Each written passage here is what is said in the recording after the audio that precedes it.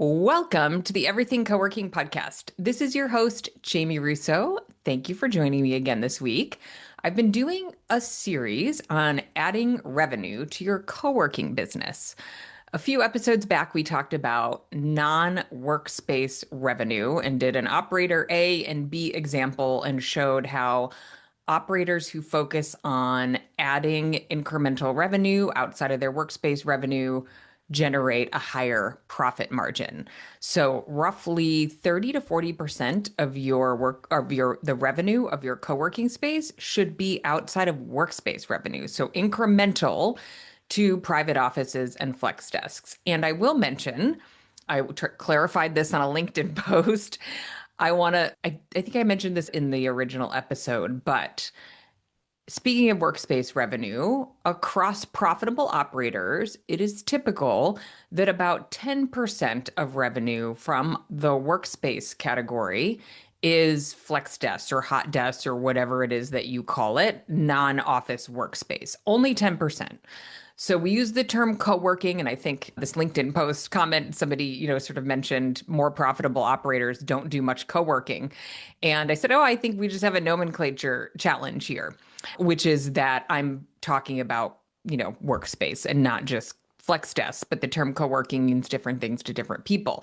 So I'll call it hot desk or flex desk, which I feel like is sort of a little bit of a old school term, but I think it helps to clarify. So again, you want out of your total revenue, 60 to 70% of it is workspace. So private offices, hot desks, dedicated desks.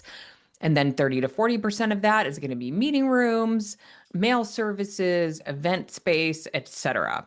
So part of my goal for this series is to, if this is not true for your business, if it is true for your business, awesome.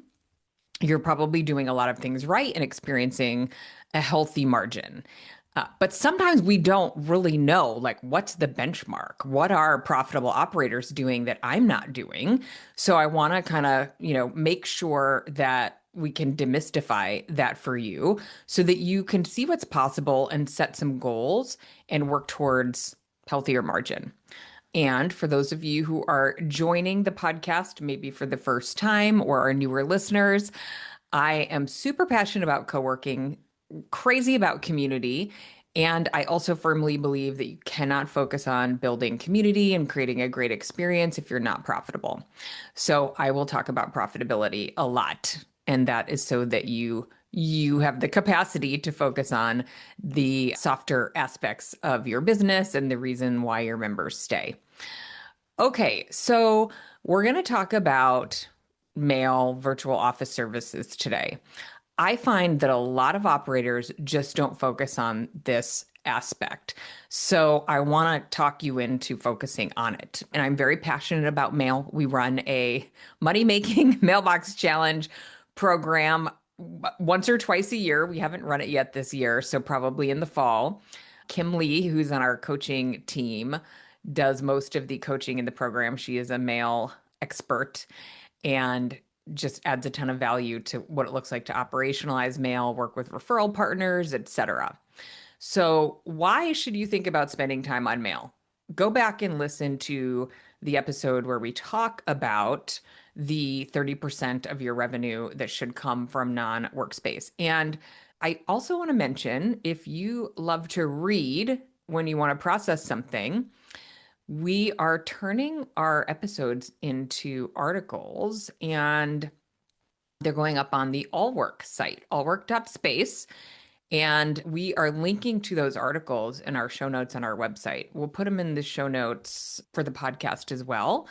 But if you go to the co-working section of Allwork, you can find these articles. So the one that I'm referring to is there. It was published today, actually. So while I'm recording this, July 14th. Yes, the 30 to 40% of revenue article. So go check that out. And thank you to Allwork for making this more broadly available, especially again to those who like to read in addition to listening. So, okay, back to the topic at hand. Do you have any idea what percentage of revenue your mail business is? I'm guessing you don't know, and it's probably relatively low. And I will tell you what's possible. There are operators who make 20 to 30% of their revenue in virtual mail. And again, I find it helpful to think about dollar amounts, but if you're looking for sort of a relative benchmark, building it up as a significant portion of your revenue, not 2%, not 5%, but shooting for 20 to 30% is possible. Okay, it's not possible for everybody if you're in a teeny market with a weird address, and possible that you're not going to see that kind of demand, but this can happen in a lot of markets. So I still remember when Keith from Pacific Workplaces stood up at a GWA conference and said, we pay our rent at one of our locations with our mail business. They have some very sexy addresses in the Bay Area. They had a Palo Alto address, they've got a Cupertino address, which is where Apple is located.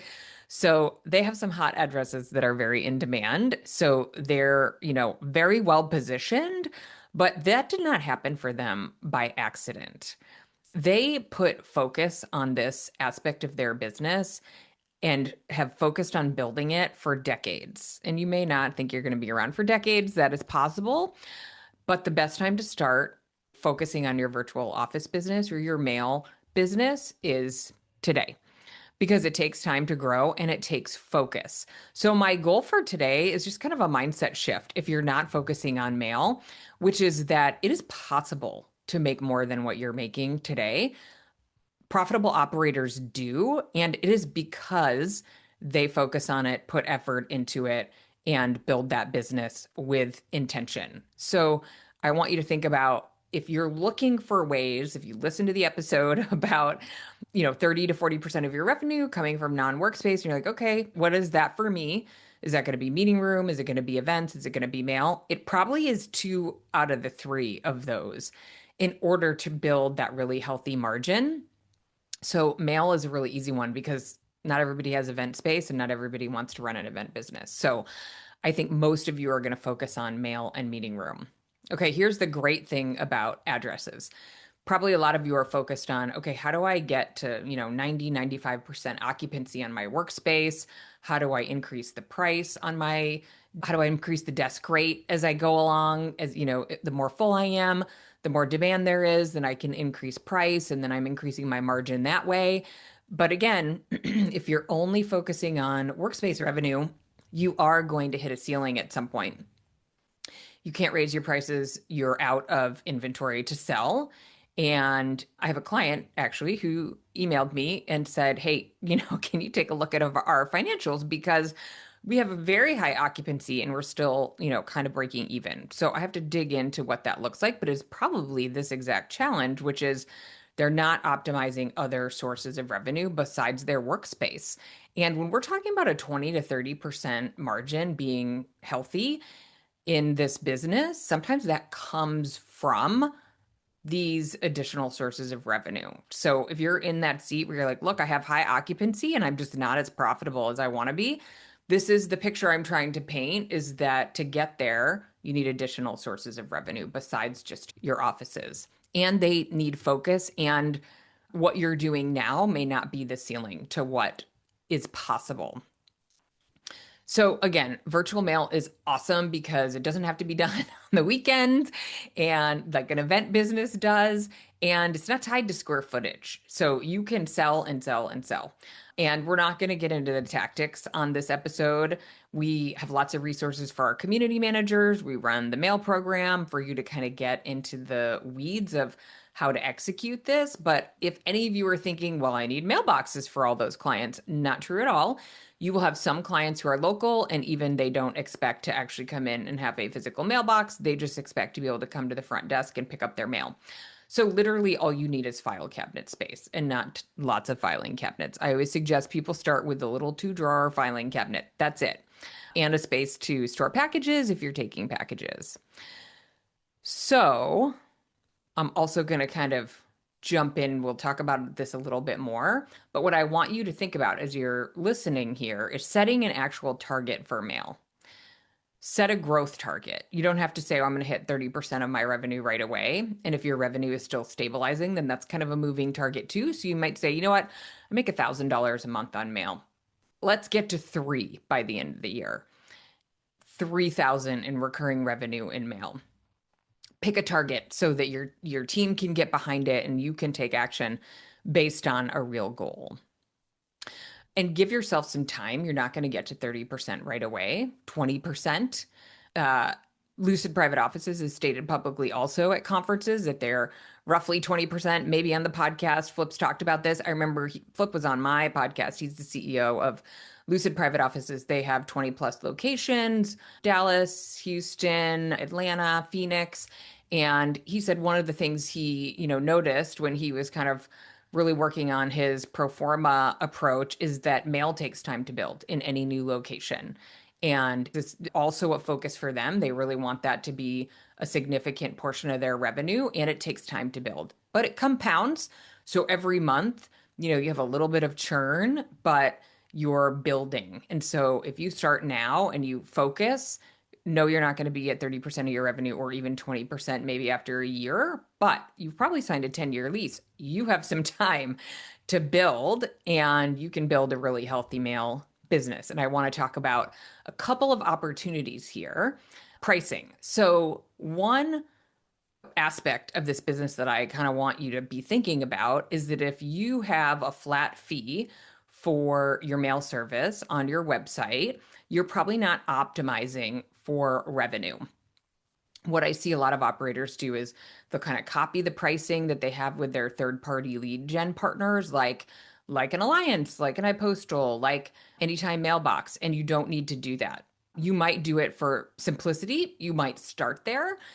That's totally fine. But have in the back of your mind, what could this look like over time that gives me an opportunity to increase the value per package that I'm selling? How can I get creative? Because you are not tied to matching your lead referral sites.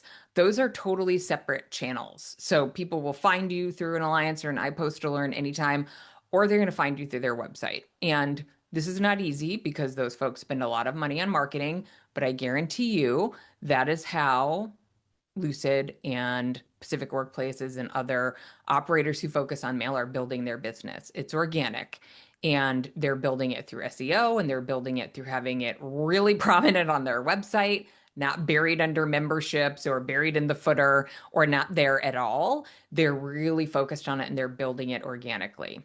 And not Lucid does not have a big variety of packages that you can buy. They keep it pretty simple. Pacific Workplaces, if you look at their site, you'll see, I'd love to use them as an example. They have bundles at different tiers of pricing and different services rolled into each of those bundles.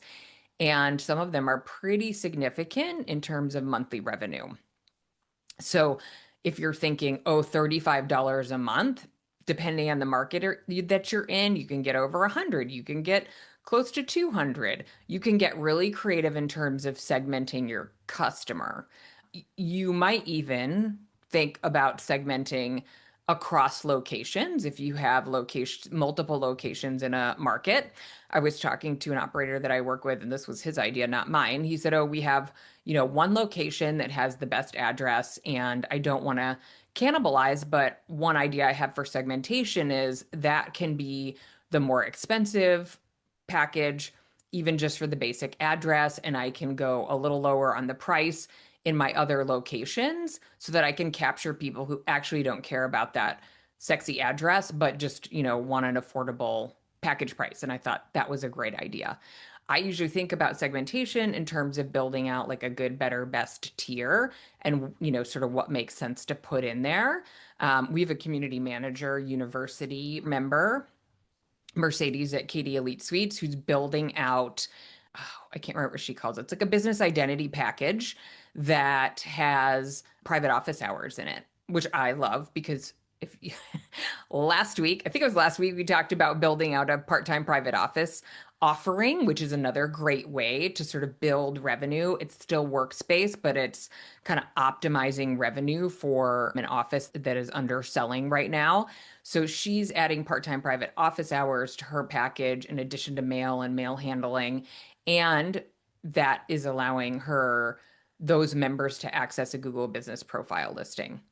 because they have actual physical location, not just a dedicated desk or a certainly not virtual. You cannot give Google Business Listing access to virtual members who are never in the space. That violates Google's guidelines. So that's the way you get creative, is building up more valuable packages that meet the needs of a customer that's not ready for workspace, that doesn't need a meeting room. They need private office hours. And I will tell you, customers think about meeting rooms and private offices differently. I remember Abigail Schilling's been in our programs for a long time, and she works with operators in many different ways. And she mentioned that insight once, and I was like, it makes total sense. She said, we have this conference room and we use it as a day office, and it just doesn't land right with them because they're sitting in a meeting room and it's not an office, and it's just they find it to be weird. And you would think, oh, same, doesn't matter, but people tend to care. So I love the bundling in private office hours. You can certainly do it so that you're giving them access to like the best available space you have. If the private office is booked, you can put them in a meeting room, but marketing it this way is a great way to differentiate. So there's a lot of different ways to do tiers, but think outside of the box of it's $35 a month and it gets you this many pieces of mail. I actually don't love that those types of tiers. It's just very, very basic, and it makes a ton of sense for the lead gen referral partners because they're selling one product, right? Like they cannot do custom packages that would just be too complex for their model, but you can do custom packages that fit the needs of the folks in your market. And these might look different based on who you're serving. Are you serving startups? Are you serving therapists? Are you serving attorneys? Like who are you serving and what are their needs outside of the office space? Like think about business identity. Okay, but if they can't find you, then having great packages on on your website that are segmented for your users doesn't matter. And I often find that this is the case. If somebody, sort of claims they're, doing a mail business, I look at their website, it's pretty clear that they don't really mean it. Because if you mean it, it's going to be maybe one click on your website. And that by that I mean it's in your nav bar. If you want to grow your virtual mail business, you'll put virtual mail or business address or whatever you want to call it, you'll put it on the nav bar so that it's one click. There are people who are absolutely familiar with this product and they'll come to your website, they know what it is, they see the button, they click it, they buy. And it has to be e-commerce enabled. So they're not coming in to book a tour to buy a business address. So you want your good, better, best pricing on its own landing page that's SEO optimized, and they need to be able to buy online. And make sure that the checkout process is really intuitive and easy. There are workspace management platforms that don't make it easy. And what is not easy is when they click and then they go to a long list of products and they have to find the product on the list. Or, it's just a really clunky checkout. So make sure you're using a workspace platform that has a really good checkout, or you're using a platform like flexspace.ai, which we talked about, which is an episode coming up on the on the podcast. Another aspect is so you want to have a landing page that is e-commerce enabled, that has your good, better, best packages, and you want to make sure it's SEO optimized and that your Google business profile is optimized to reference mail, ideally has mail reviews. So there are a lot of tactics you can do, but the main message is you need to treat it like your workspace products, which is that it needs to have its own very clear presence on your website. It needs to be easy to find, not buried under a long menu or in your footer. And you want to make sure you're promoting it. One objection we hear often is it's too much work. Well, you either want this additional revenue and profit or you don't. And if you focus on operationalizing the process, you will get there. It may feel clunky at first. It may feel overwhelming because you're going to want to use referral partners along with generating your own organic customers. And it can be a lot to sort through. Okay, how do we do this? How do we keep them straight? How do we know whose mail is whose when it comes in? So that needs to be either your competency or you need to have a very, sort of detail oriented and efficient community manager who figures this out. We spend a fair amount of time in our programs helping people work through these details. And as I mentioned, Kim Lee is great at this, thinking about how to make it really simple for your team to manage it. And no, it's not no work. One of the lead gen referral partners will say it takes about 30 minutes per 100 members. That can certainly vary. It can be more than that, but think about the ROI. I want you to think about your mail business as its own little P&L. If your location team is too busy to do mail because you're still ramping up workspace, for example, or you have a super jam in meeting room business and you just have too many people in and out during the day, then hire somebody to just do mail. I had a Palo Alto location and we had somebody come in for 2 hours in the morning to set the space and do the mail. That was her whole job. And that was an hourly rate, super simple. She was super organized. She was a former executive assistant and she was awesome. And she was always coming up with ideas about how to make it more efficient because that was like her jam. So there are ways to not put this on your location team's plate, but also be really clear with your team about, hey, look, we're actually not profitable with only workspace, which might be the case, right? We need to have these additional services. It's part of the role. It's what we do. And also, it's an opportunity to upgrade virtual folks into physical space. So, what you want to do is focus on building systems, getting through the overwhelm, and really getting a process down that works for your team that makes this less stressful than it might seem right now.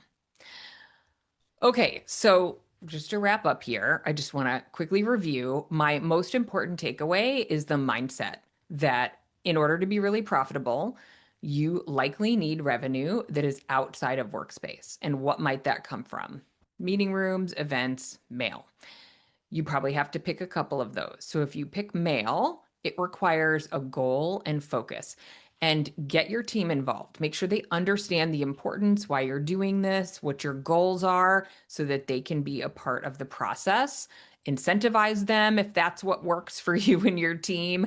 Have them own it, have them be the ones who set it up. They can join our community manager program. Kim Lee does our coaching calls once a month. And she's in Slack. They can ask all the questions they want about mail. We answer them all the time. I answer them as well when things that I can answer. So give them some ownership, get them excited about it, and make it a part of your KPIs that you're measuring. Because if you just kind of let this sit and sort of, if you build it, they will come a little bit, but then you'll have your $1,000 a month business, not the 20 or 30% of the revenue that you're looking for. So give it a goal, give it focus, let someone own it, make sure it's findable, do the SEO, do the Google business profile, experiment with some tiered packages, but most important of all, commit to it and watch it build. All right. Thank you for joining us today. Next week, we're going to talk about the opportunity to build meeting room revenue. So, same time, same place. I'd love to see you next week.